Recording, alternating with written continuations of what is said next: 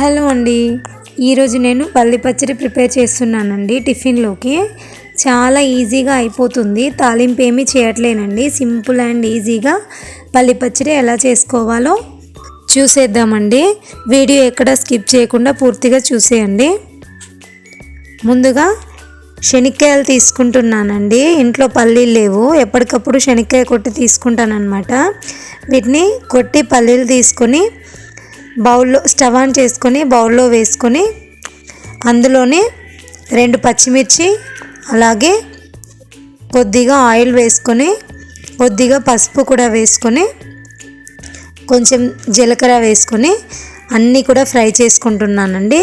నేను మళ్ళీ తాలింపు చేయనండి.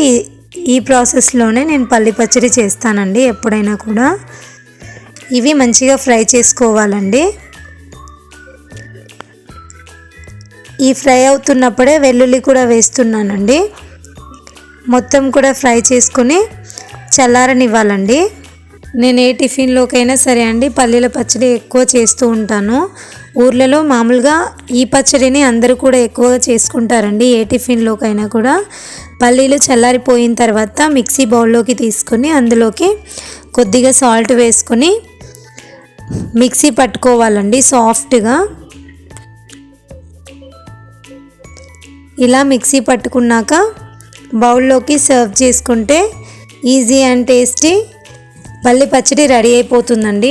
మీరు కూడా ఇంట్లో ట్రై చేసి ఎలా వచ్చిందో కామెంట్ సెక్షన్లో కామెంట్ చేయండి. ఫస్ట్ టైం మీరు నా ఛానల్ చూస్తున్నట్టయితే లైక్ చేయండి, షేర్ చేయండి, సబ్స్క్రైబ్ చేయండి. Thank you for watching.